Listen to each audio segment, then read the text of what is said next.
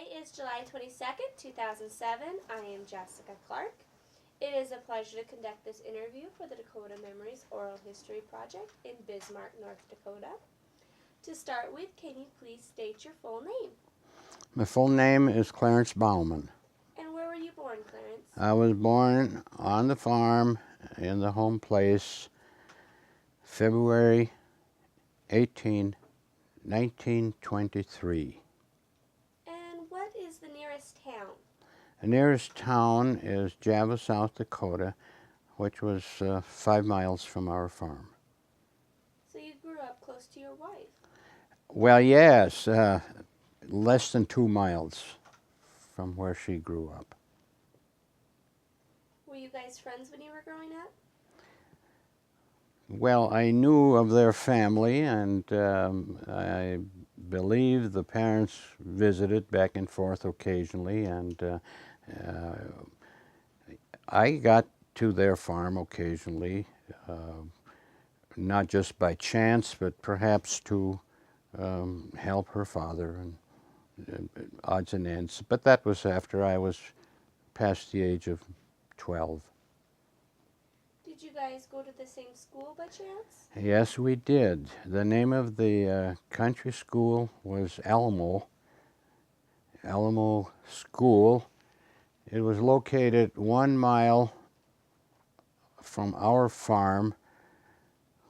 When Marilyn, my wife, attended school, they had moved it closer to the area where the farms were because the school was originally rather isolated. It was in a valley and hills around it. I don't really know why they built it there, but obviously they had reasons.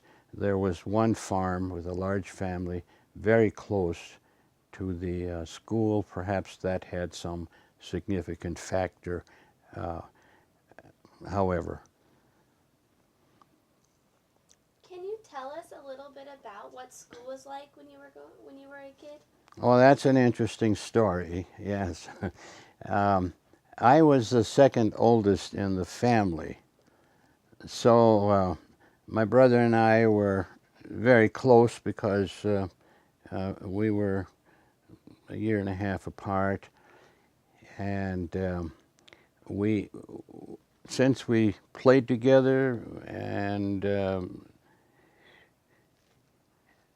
lived together, we were supposed to go to school together because it wasn't really looked upon that well that you send one young man walking across the pastures alone. So I had to start grade school, country school, a little bit younger so we could walk together, which we did. How far was the walk? It was 1 mile, the way the crow flies. And would you walk even in the wintertime? We walked all the time. We walked when it was nice, and we walked when it was bad. And we walked south to go to school, and we walked north on the way home. And of course, in the wintertime, that was just cold. What type of clothing would you wear to stay warm? Well, of course, the usual thing that kids wore in those days were overalls and a shirt that had sleeves like mittens, I guess you could say. But the clothes you wore were always anticipated at least to last you 2 or 3 years. So when clothing were made and bought, they were always made large enough to last a long time. And to keep warm, well, we had overcoats. It's hard to remember, undoubtedly a little sheepskin type coat.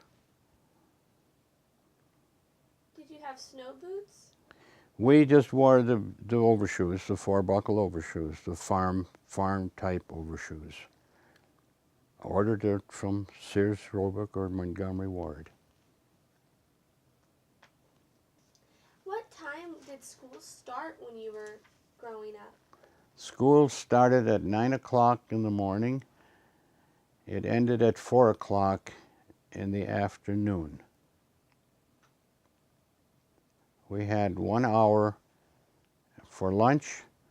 We had two 15-minute recesses, forenoon and afternoon.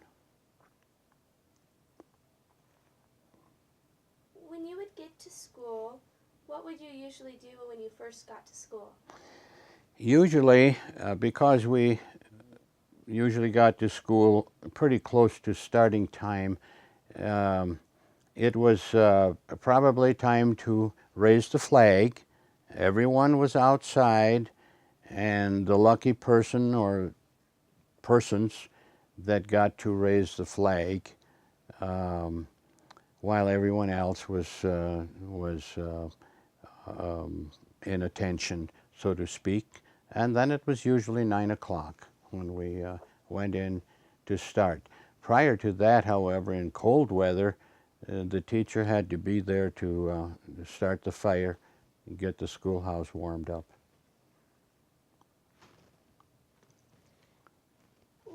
Did you ever say the Pledge of Allegiance when you were growing up? I believe, and I should have said that, the Pledge of Allegiance was recited while the flag was being raised on the flagpole. And the flagpole, incidentally, was attached to the building. It was not a freestanding flagpole. How many students attended your school? There could have been as many as 20 to 25 at the peak, and all grades.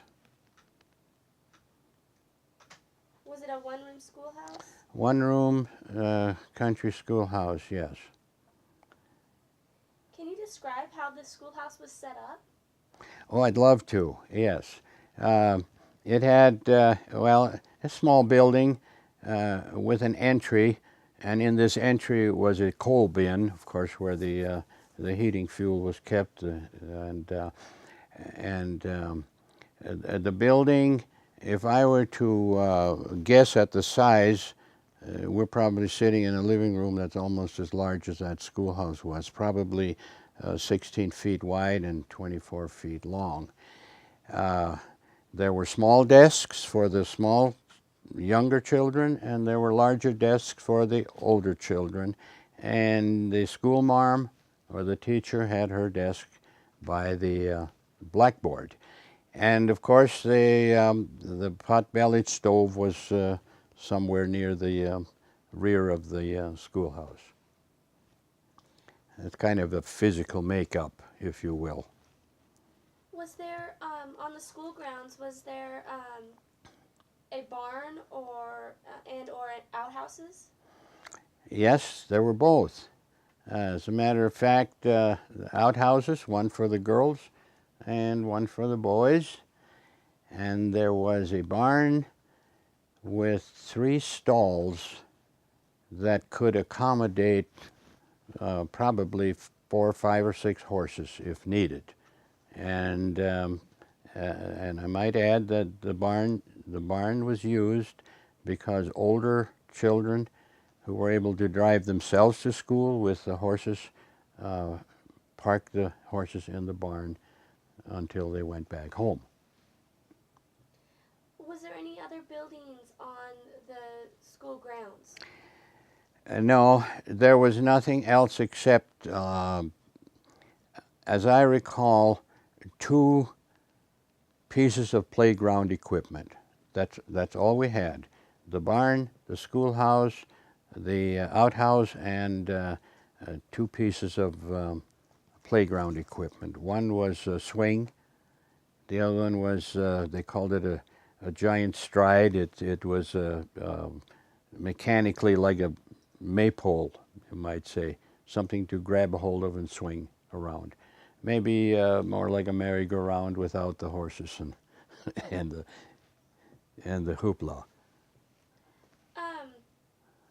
Teachers. Let's talk about the teachers for a little bit. Did you have the same teacher every year? We had teachers that were there more than a year, and we had teachers that were there only 1 year. And as I recall, we had at least 1 or 2 school years where we lost a teacher during the year and had to have a substitute. But it required one teacher for all 8 grades. When you think back, is there a teacher that stands out as being the best teacher you had?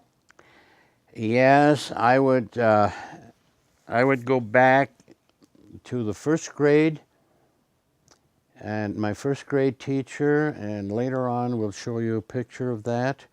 And then I would move all the way back up to the 7th grade, my 7th and 8th grade.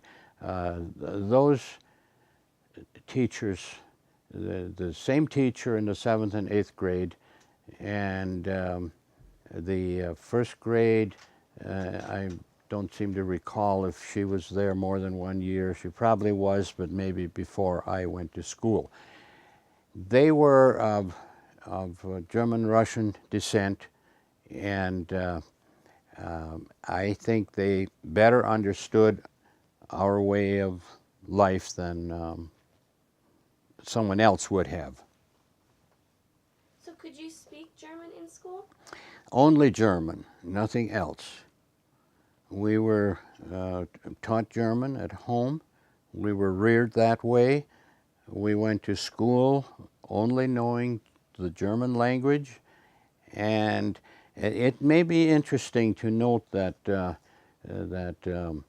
in some cases it was said that while the young kids in school, in country school especially, were learning English, the non-German teacher was probably picking up some German at the same time. And that was a good thing. Can you tell me about the subjects that they would teach you when you were growing up? Well, basically reading, writing, and arithmetic, the 3 R's. And then, of course, there was a subject called geography. And they taught the Palmer method of penmanship quite frequently. I remember we had the Palmer method in books, and there was a practice time during the week, at least once or twice, when we were to learn the Palmer method of penmanship. Well, that was good because who in the world could read the writing of some of us poor kids that we never had chance prior to school to learn how to write. Yeah. When you were a kid, were you ever held out of school for farm work? No, not during elementary school. That happened later on, post-elementary school, and I could talk about that now or later, whichever you would We like. can come back to it. Let's Yes, focus yeah. on the grade school. Other than that, in grade school, we always managed to get in our full 8 months or whatever it was at that time. Sometimes that escapes me, 8 or 9 months. And we could attend school quite regularly. It's very true that as soon as we got home from school, at say 4:30, that we were shuffled out into the field to help with the farm work. You mentioned that you would have 2 15-minute recesses. What would you do during that time? You couldn't do much with a 15-minute recess. However, in the wintertime, a game called Fox and the Goose, and that was played quite regularly. You could even do a similar thing in the non-winter months. You didn't have to have snow to play that kind of game. And then, believe it or not, as limited as it was for places to hide, a popular game was hide and seek. And if you had a barn and outhouses and a schoolhouse, that gave you at least 3 different places to hide. I think that was so much fun, you know, running to beat the tag. How about during the noon hour? What was a typical noon hour like? Oh, that I recall. That was exciting because we all carried our lunches to school, and at that time in life, you carried your lunch in a gallon pail, and we called them syrup buckets because everyone bought syrup in a tin gallon bucket, and that's what we carried our lunch in. So all the kids, at least those that were old enough, and I'm talking about winter now, winter months, we were located so close to a large hill that the primary pastime then was to hurry and eat and get on your overshoes and coats and head for that big hill, snow-covered hill. Now then, there were the kids whose parents could afford a real sled, and then there were kids whose parents could not afford a real coaster sled. And we were some of those poor kids. We didn't have a sled. But there's some incidents here which I could give you now or later regarding that noon hour. It was fun during the mild times. Most of the time it was hide and seek. However, kids had a tendency to want to run around a lot, and we had older children in elementary school. And this, going back now, I was 5 years old, so we're talking of 1928, 1929. It was the era where there were 16 and 17-year-old youngsters in school. That, of course, would have been their very last year in school, whether they passed the 8th grade or not. It was not mandatory to go beyond that particular age. There were older young women in school, too, girls that were 16 and 17. They segregated behind the hill. And it was the younger kids' job to wait for the bell to ring and tell them to get back to school. They had a little excitement of their own.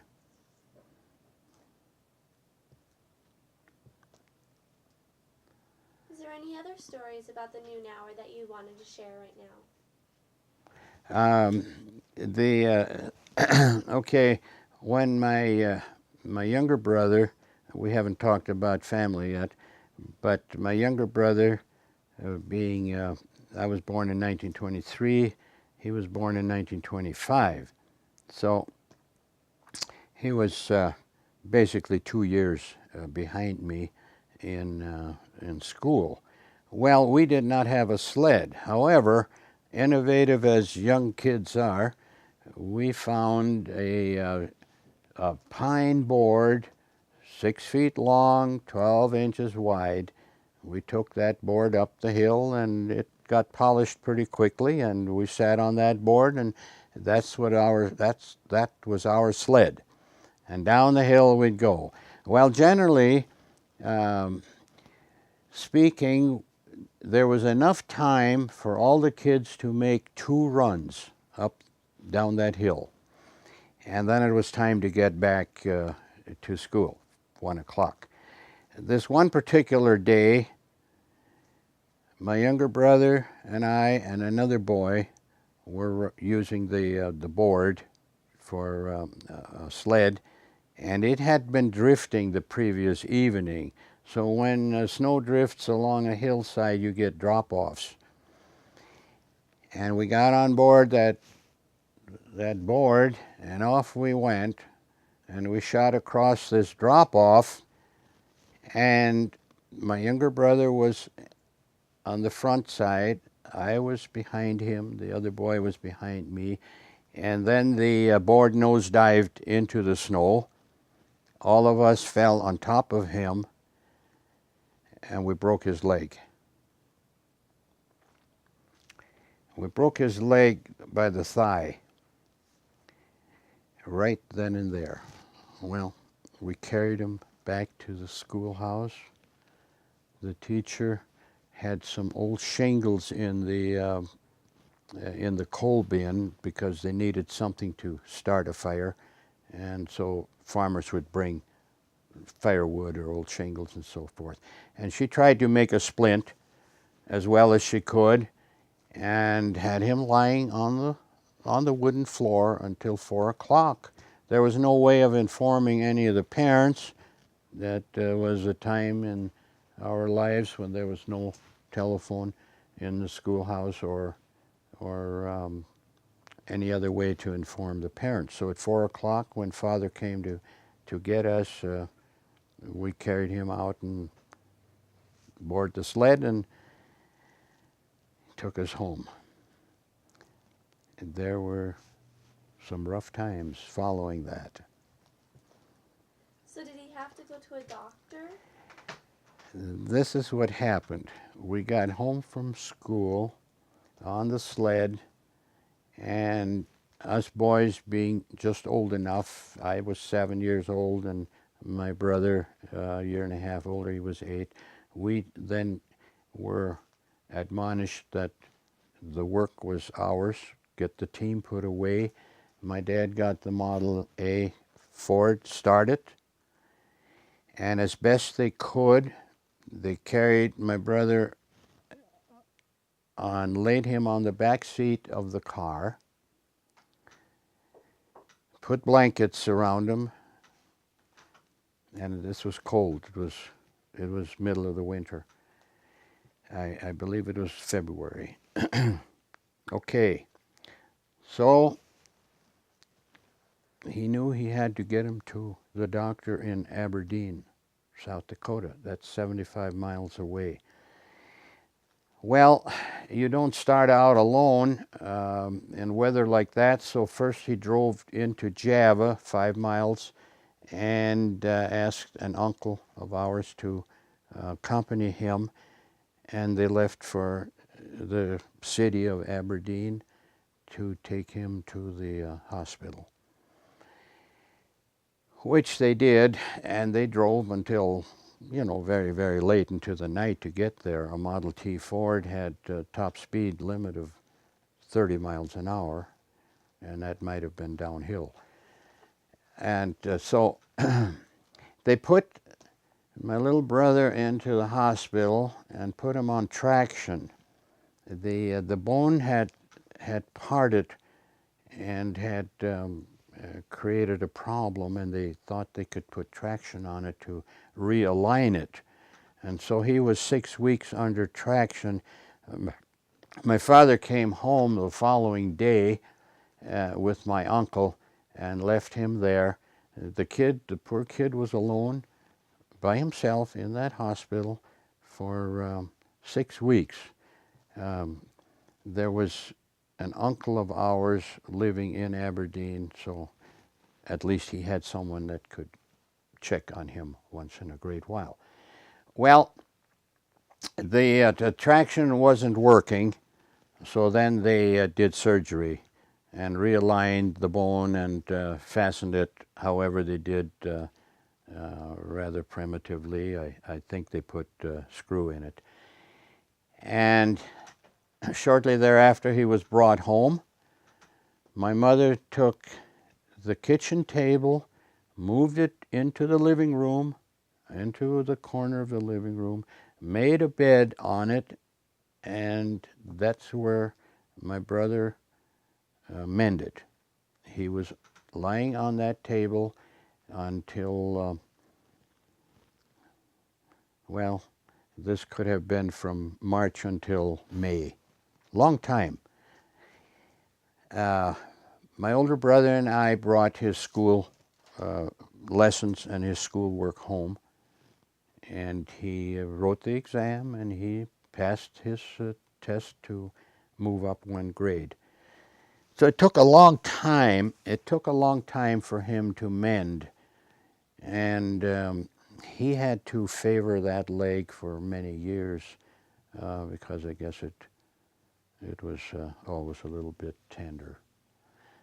So that's the story of our sledding, and I must admit that it put our sledding to an end rather quickly after that incident.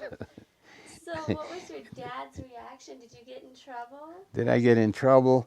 About every day. My dad was a disciplinarian. He didn't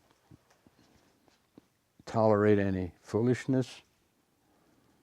There's a lot of things he didn't tolerate. And Clarence, I was blamed for the accident. It was my fault, and it was strictly 100% my fault, and so consequently I took the punishment for it.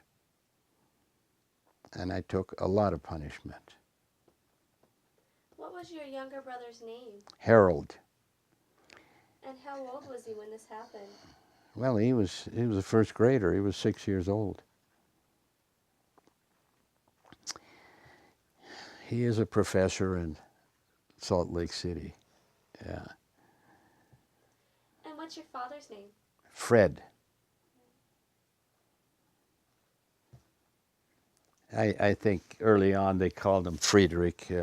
My grandfather's name was Friedrich. Yeah.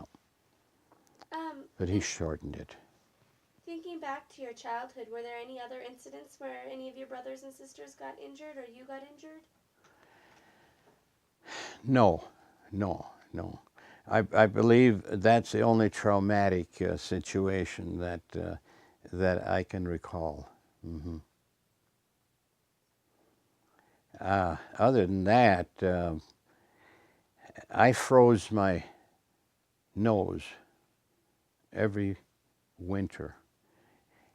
And in those days, I still don't know why the teachers believed that if you put snow on a frostbite, it would heal. Well, I think it worsened the situation. Snow is cold. You wanted to warm it up.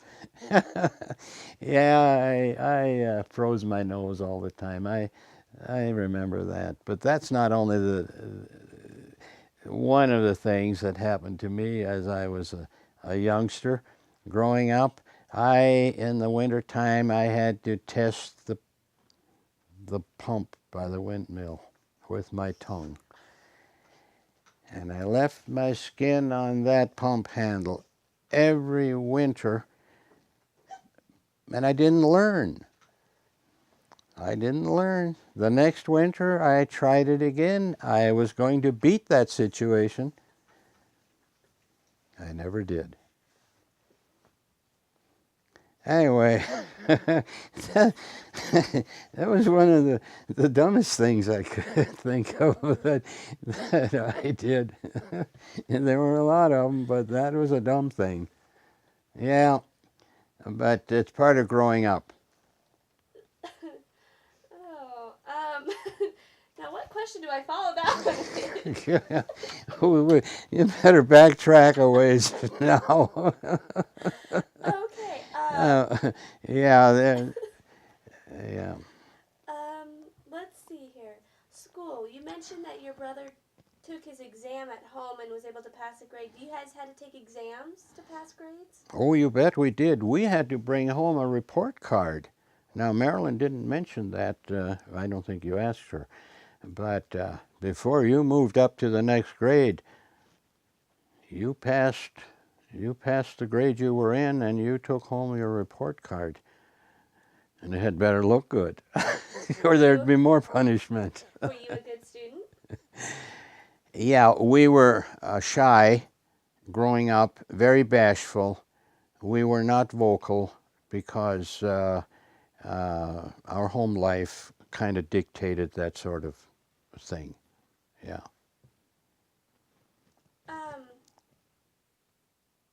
What about the holidays like Christmas and Valentine's Day, were those celebrated in school? Yeah, Christmas was a fun time. The teacher let us learn some verses, and we'd have a skit or two, and there was a little program on one of the evenings bordering Christmas time. And that's when the parents were invited, and they could bring a gift for the teacher. They could bring some cake or pie or whatever, and have a little bit of lunch afterwards. We roped off a section of the schoolhouse with a wire on which we hung some sheets for the curtains, and by golly, the kids were just proud as can be to entertain their parents. And that was a time when you could impress your parents by knowing what you were supposed to know. Other than that, Valentine's Day or any other holiday was not special, with the exception that the teacher had us make little fun things in school that were appropriate for the period of time or the event. When you completed the 8th grade, was there a graduation or a celebration for those who finished the 8th grade? No, there was not. The 7th and 8th grade students merged at one of the schools. Now, I should go back and explain how that worked. The township, being 36 miles square, had 4 schools, and basically one in each corner. The idea there being that no family would have it too far to go to school. Okay, I'm going to correct that. 6 miles to the township. 36 miles is a county. The township was within the county. Okay, so there was a school on basically 4 corners of that township, and in late April or early May, when it was time for final exams, the 7th and 8th graders congregated at one of the 4 schools for the final tests. And we wrote a final test for advancement to the 8th grade from the 7th, and then we wrote a final test to graduate from grade school or elementary school. Yeah, I had a wonderful teacher for those 2 years. She was German-Russian stock and was not a young person. Helped shape the life of, I think, all of her students. Yeah. And she taught us well. We learned so much. We even got started with a little algebra in the 8th grade, believe it or not, in the during the early 30s. Do you remember her name? Yes, yeah, Cecilia Krause, Krause, and she has since deceased. That too was a problem, talking about grade school or country school, the teacher having transportation to and from school. Now, fortunately, some had a way of getting to the school via automobile. None of the teachers, with the exception of a male teacher we had a car or drove themselves. They had to have someone bring them. And I would say the greater part of the time, a teacher boarded with someone's parents. When you mentioned that the school had about 20 to 25 students.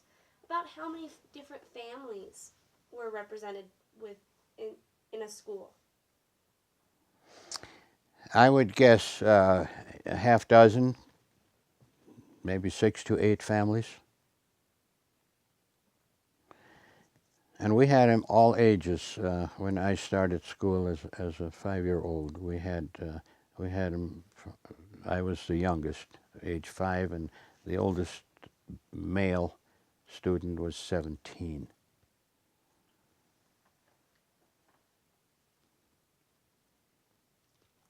How important was receiving an education to your parents? Did they really want their children to get an education?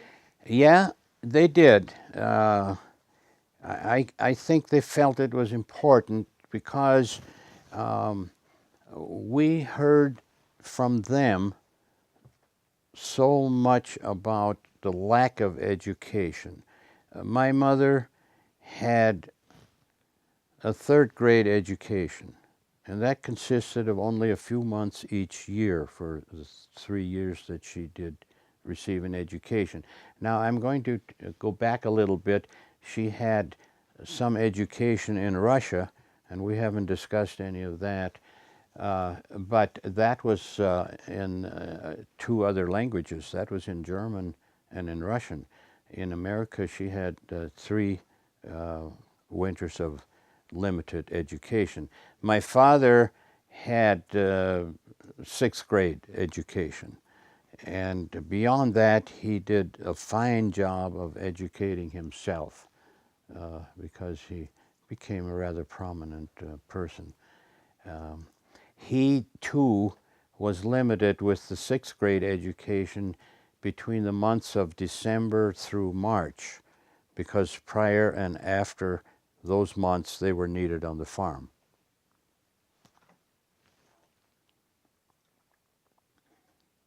When you completed the 8th grade, did you go on to high school? I had some high school. I had a year and a half of high school, and my brother and I went together at the same time. And then comes the part of hardship on the farm, and we can probably discuss that later. So was this right out of grade school? You went straight into high school, or did you take some time off? No, no. We went the following term to high school, and my brother and I drove Model T Ford only while the weather was good. And then, believe it or not, we drove 5 miles in the morning and 5 miles home with a team of horses, the rest all winter long. How long would that take you? Too long. It took about an hour and a half. And regrettably, we were late every day because in high school they started at 20 minutes to 9. We just could not get there on time. We had to do chores at home. We did not leave for school until the chores were finished. And the horses were sheltered in a barn about 6 blocks from the high school. So we had to hoof it from there to the schoolhouse, which took another 10 minutes probably. And we hauled, we took hay and feed along for the horses every morning. And of course we had to take care of that before we marched on the rest of the way to school. Yeah, it was tough, but we managed. You mentioned doing chores before you left for school. What chores were you responsible for? Just about everything. The first thing when you get up, when you're on the farm, is to go out and milk the cows generally. And as soon as you have taken care of that, then comes feeding cattle. And then, of course, we had to prepare our team to go to school, and they had to be taken care of. We had to harness those and basically get some feed out for the hay for the cattle and so on. A lot of the smaller items were left. Mother would take care of the ducks and chickens and the fowl and that sort of thing. But the main things, we just simply had to take care of that because we were 13 years old. We were expected to do a man's work, and we did. And so we were late, missed out on that first class quite often, or we would come in late for it, and it was just one of those things that you deal with. So what high school did you attend? Well, our hometown, Java. Uh-huh. Did they have a mascot? Pardon? Did they have a mascot when you were going to school? Well, I suppose they did, but we never had time to engage in extracurricular activities. We were not allowed to participate in basketball or any of the sports or sporting events. So yeah, I believe they probably had a mascot. But we had to get back to our team and hitch up and head for home. Dad would be waiting for us to get home to get back to change clothes and get back to work. And then come warm weather again in the spring, we would go back to driving the Model T, and we would have our work clothes in the back seat because when we were coming home, Dad would invariably have some work out in the field with a team of horses, and we just simply stopped, changed clothes on the car, and did field work, and then get home and do chores.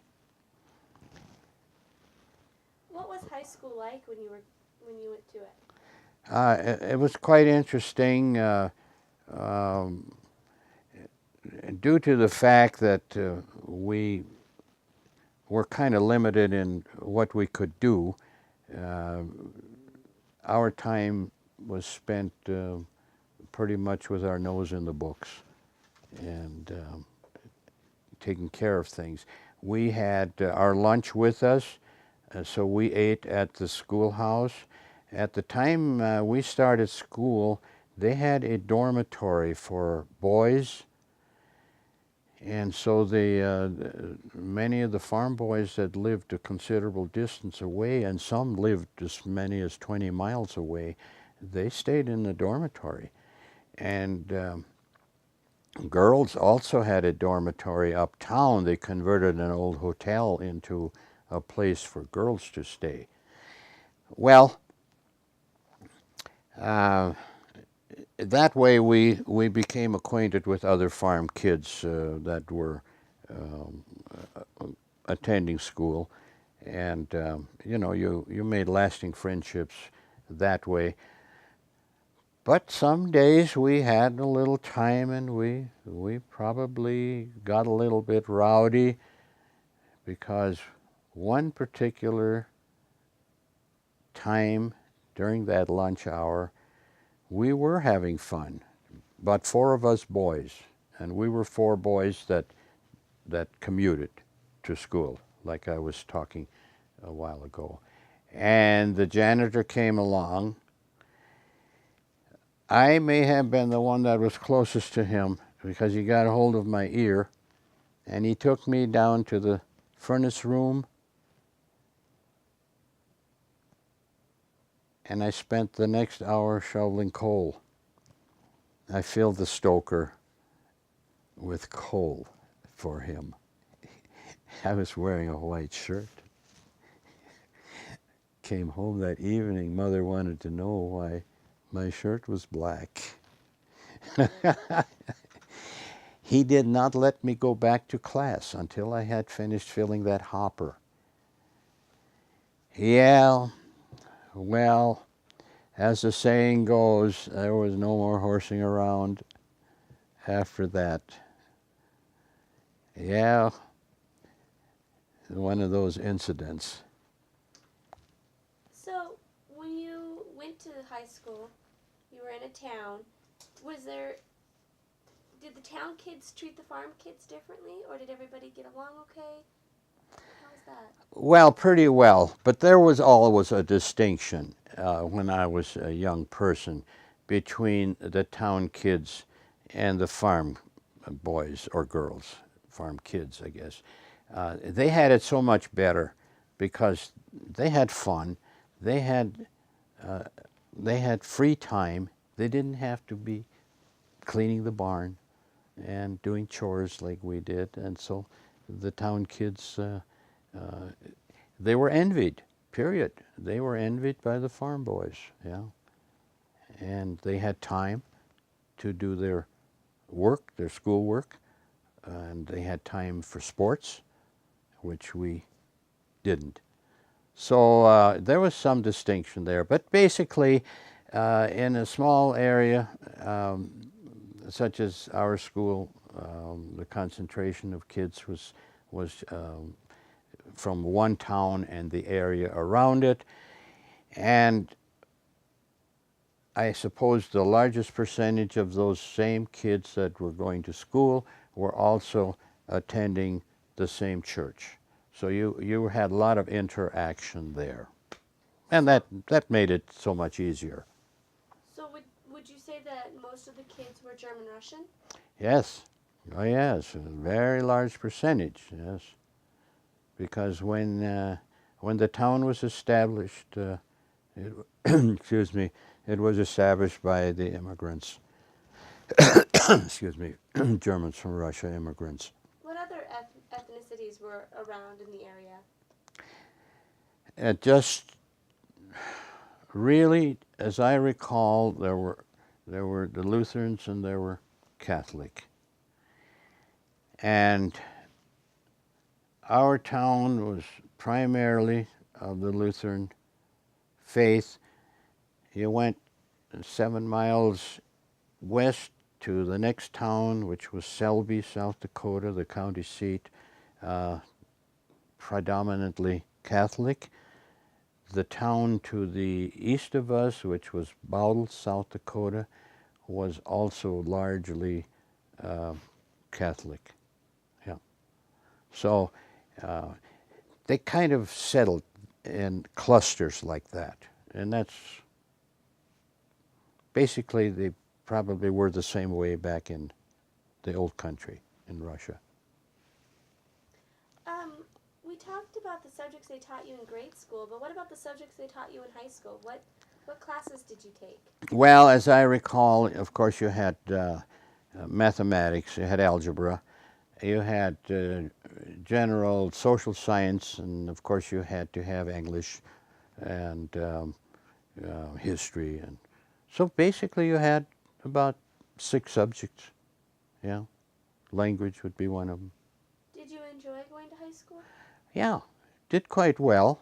Mm-hmm. Learned the algebra equations quite regularly because we had a little introduction to that in the 8th grade. How about homework? Did you have a lot of homework? We always had homework because our time was so limited getting to school and getting right back home, and we carried schoolwork home with us. And of course, we spent much of our free time, if we had any, during the noon lunch hour, doing homework, schoolwork. Yeah. How about your access to books? Did you have access to books when you were growing up? Not too much. You had the books that you worked with for your classes, and that was about it. The library in the school was a place that very few kids even knew about or ever used. It was in the principal's office, and you didn't go there unless there was a real reason. I never had a real reason to go there.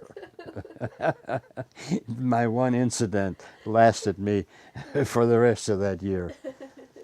So you said you attended high school for a year and a half. Why did you stop attending high school? That was due to farm work and the difficulty, again, getting to school in the wintertime. So we started our sophomore year, my brother and I, together.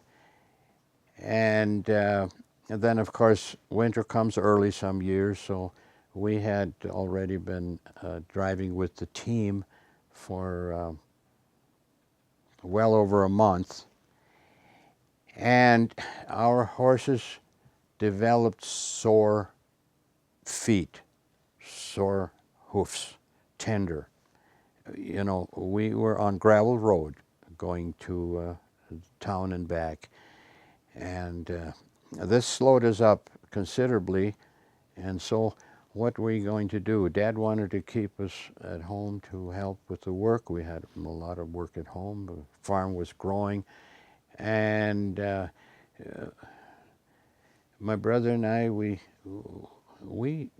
actually got tired of the way we had to uh, um, get there and back. We just had an awful time managing our schoolwork and the work at home.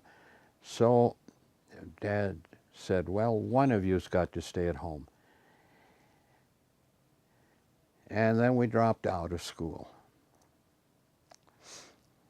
Month of, whenever the midterm break took place, I guess that's when we stopped going to school. The members of the school and the school board came to the farm and visited with Dad, and he thought that one of us could be spared, and it would have been my older brother, of course. He would have stayed with some family close to town, but well, in the end, I don't know.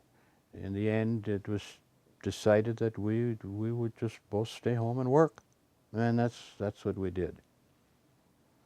I pursued more education later on, but my brother didn't. Okay. Is there anything else about high school or grade school that you'd like to share with us? Grade school, one incident. My first year. I was a little fella, and you'll see that when you get a look at the picture. And an older boy, a year older, picked on me all the time, harassed me, and this went on for several months. And we were shy. We were not outgoing kids, so however, it builds up within you. And one day, I thought I had had enough. And I challenged that kid, and we had a big fight out in the schoolyard with the teacher observing it all. She let us go, and we wrestled, and we fought, and we hit each other until we were satisfied that it was all over with. And we became pals after that. I still think back, and I often wonder why the teacher didn't stop us. Why did she let us continue? Because that was a no-no for kids to go out there and raise heck with someone out on the school ground. It just wasn't tolerated. She let us go. I guess all the fun was worth it. that one incident, and then my brother's broken leg, I think between those two, that was enough. that took care of 8 grades of elementary school.